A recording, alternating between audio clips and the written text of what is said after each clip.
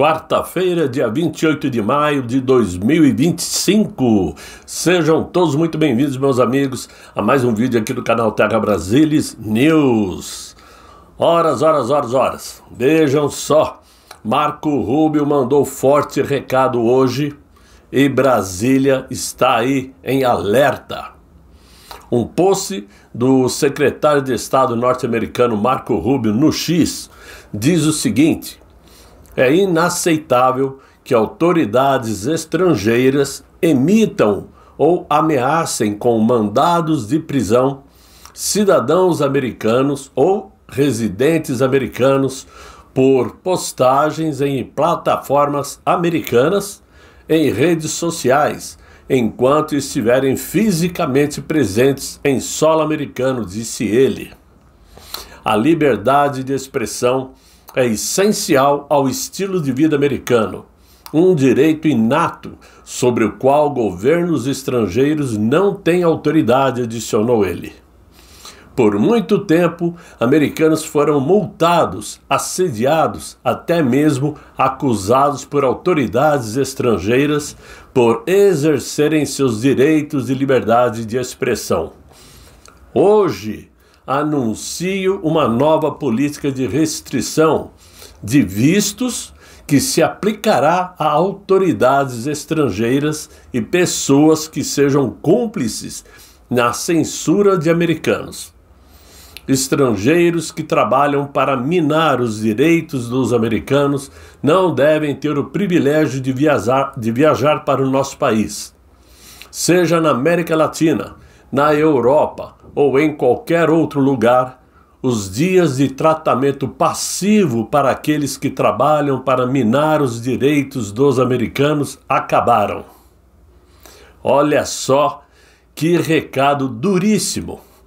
Muito embora ele não tenha citado nomes dos que vão sofrer sanções, é claro que caiu como uma carapuça na cabeça daqueles que lá estão em Brasília.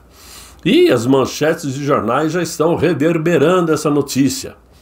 Por exemplo, fontes ouvidas pela CNN responderam que caso o governo americano cite nomes de autoridades brasileiras, ou, pior, concretize ações contra esses agentes públicos, o governo se manifestará de forma pública e dura. O que poderia desencadear estremecimento nas relações por ser visto como ataque às instituições nacionais. Agora, claro, esse tipo de resposta é praxe, só para dizer que nós pode, nós faz, né? Mas no fundo, nós sabemos que a força brasileira nesse sentido é praticamente zero. Simples assim. Agora, como sempre fazem, no meio dessa tarde, que a imprensa solta? Saiu também a informação de que os nomes daquele ministro, né, e também do ministro ex-advogado do Inácio, aparecem em uma lista de possíveis alvos, né, de possíveis alvos fatais de uma organização criminosa. A Polícia Federal disse que está investigando aí uma operação de um grupo que cobrava até R$250 mil para monitorar e ceifar a vida, né, de autoridades. A investigação ainda apura se houve monitoramento dos magistrados. Segundo a Polícia Federal, 5 pessoas já foram presas, acusadas de serem os possíveis mandantes. Entre eles, um fazendeiro e um coronel do Exército e mais 3. Só resta saber se esta é uma notícia real, de fato, como está sendo descrita, já que está em sigilo, como tudo que acontece lá, sigilo, ou se somente serve para abafar o post de Marco Rubio, né? Porque, obviamente, esse post chacoalhou o sistema em Brasília. E o tempo vai nos dizer. Será que já está tudo pronto, já está tudo preparado pelo governo americano? Nós sabemos, e poderíamos até dizer o seguinte: esse post não significa e não garante que o nome deles esteja entre os alvos. Mas 99% de certeza que sim. Porque, evidentemente, não existe coincidências assim de, num dia, o secretário de Estado anunciar esse tipo de ação em seu Departamento de Estado, Secretaria de Estado, enquanto tudo isso que está acontecendo aqui no Brasil.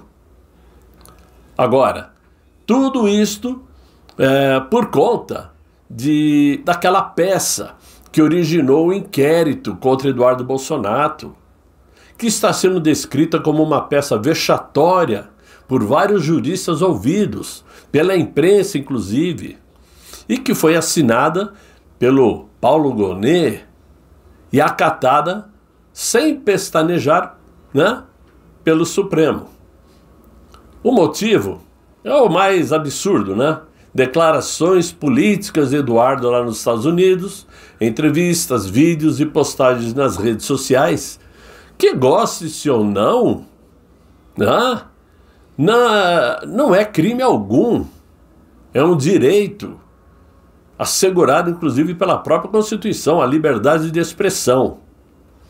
Talvez por isto mesmo o post do Marco Rubio no dia de hoje vem muito a calhar com esses acontecimentos. E eu nem estou dizendo que ele o fez somente por conta do que acontece no Brasil, ou por conta do que está acontecendo com Eduardo Bolsonaro. Só que, é que nem eu falei, coincidências como esta não podem passar despercebidas. Nenhuma sanção foi ainda imposta pelos Estados Unidos até o momento. Até agora, 16 horas e quase 30 minutos. Né? Mas é certo que o Brasil está assim no radar de Donald Trump. Até mesmo pelo silêncio dele nesses 6 meses de governo. E a falta de conexão entre as duas diplomacias. Agora, diante de tudo que vem ocorrendo, acaba sendo até impossível se calar. Pois é um delírio institucional o que vem ocorrendo. E quem diz isso não sou eu. Foi um professor de direito constitucional na condição de anonimato, diz a imprensa, né? Acusar alguém de abolição violenta de Estado porque falou lá nos Estados Unidos é deslegitimar o próprio Estado. E se a narrativa era desqualificar o parlamentar, o resultado teve um efeito contrário. A perseguição política ganhou reforço internacional, pois a abertura do inquérito gerou repercussão imediata nos bastidores do governo americano e fortaleceu a tese de perseguição política no Brasil. A ideia de que existe aí uma instrumentalização do judiciário para fins ideológicos, a famigerada lawfare, né, ganhou força em círculos que antes tratavam essa história como uma paranoia bolsonarista. Com isto, o que antes era chacota virou realidade pura nesse momento. Principalmente agora, depois desse post do Marco Rubio, que já está estampada no noticiário brasileiro. E por conta disso, o Brasil está à beira do abismo. O cenário que se desenha é muito sombrio. Com sanções impostas, ministros e outras autoridades podem ser impedidos de acessar serviços bancários, utilizar cartões de crédito e até mesmo realizar transações básicas em plataformas internacionais. E quando isso ocorrer, virá junto um impasse. Qual é esse impasse? Obedecer ao judiciário brasileiro, dizendo, não, tem que abrir a conta bancária sim, tem que aceitar meu cartão de crédito sim, ou vão obedecer às sanções internacionais. Caso empresas, como as brasileiras, desobedeçam ordens do Supremo para não cumprirem as sanções internacionais, os seus dirigentes poderão acabar sendo presos por aquele ministro. Agora, se acatarem ao ministro, poderão se tornar alvos direto do tio Sam. Por conta disto, o Brasil inteiro poderá ser arrastado para uma zona de isolamento internacional, pressionado a alinhar-se com regimes como a China, a Rússia, a Venezuela e outras porcarias iguais. Algo que, segundo denúncias recentes, parece estar nos planos ideológicos do atual desgoverno, cujas simpatias autoritárias já foram vocalizadas, inclusive pela mulher do Inácio. Já nos bastidores do poder, aí sim, circula uma hipótese sombria. Para evitar um colapso total e manter o país minimamente funcional, o sistema poderá sacrificar seus peões, ou quem sabe até a rainha. Isso significa dizer que irão isolar os possíveis sancionados, não vão respaldar reações oficiais e, na prática, vão permitir que eles paguem sozinhos a conta da escalada institucional. Uma escolha trágica seria apoiar os aliados e mergulhar o país no isolamento, ou abandoná-los à própria sorte para tentar manter um verniz de democracia diante do mundo. Enquanto Eduardo Bolsonaro olhava impassível as primeiras manchetes que chegavam ao seu celular lá nos Estados Unidos, os americanos tomavam nota discretamente sobre tudo e com muita atenção. No Departamento de Estado, analistas já começam a rever o perfil do Brasil. E em Brasília, os bastidores mostram movimentos atribulados, com ministros cochichando em encontros improvisados. Assessores tentam explicar o inexplicável. As instituições parecem em conflito silencioso. E então, uma questão simples começa a crescer como um trovão. Eles sabem que a resposta será forte dos americanos. E quem for sancionado perderá o acesso a todas as regalias americanas. Então as empresas, as brasileiras terão que escolher entre obedecer ao Brasil ou aos Estados Unidos para não se darem mal. E qualquer desobediência de um lado ou do outro fará com que eles se deem mal. Por isso a importância dos cabeças desse sistema determinar o isolamento desses possíveis sancionados. Coloque-os para fora, joguem-os ao mar. Aí está a primeira grande divisão de grupos, pois alguns dos bastidores do Planalto começam a ventilar essa hipótese, que antes era impensável. Deixá-los cair, sacrificar peças para não perder o jogo inteiro. O sistema tem que se proteger. E quem sussurrou isso foi um assessor próximo da presidência, que, segundo a imprensa, também não quis se pronunciar. E se tiver que cortar o braço para salvar o corpo, que seja. Por isso o Brasil entrou agora em uma nova fase. Não mais apenas uma crise política ou institucional, mas uma guerra de narrativas globais, com sanções, reputações, mercados e soberania na mesa. No meio disso tudo, o povo, verdadeiros peões num jogo em que as regras mudam toda semana, ficam aí com a orelha erguida. Deixa eu abaixar a minha aqui. Um jogo de poder silencioso e muita traição, é isso que se vê lá em Brasília.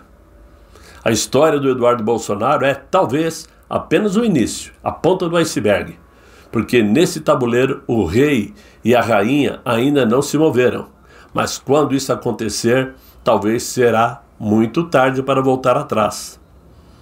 Agora, como bem diz aí uma matéria que saiu hoje no Financial Times, o governo dos Estados Unidos está cada vez mais simpático aos argumentos da família Bolsonaro e dos conservadores brasileiros de que o ex-presidente Jair Bolsonaro, aliado de Donald Trump, é vítima de perseguição política e que a liberdade de expressão no Brasil está ameaçada. Enquanto isto, os progressistas no Brasil dão crédito para aquele ministro por salvar a democracia brasileira, enquanto os conservadores o detestam como um censor descontrolado.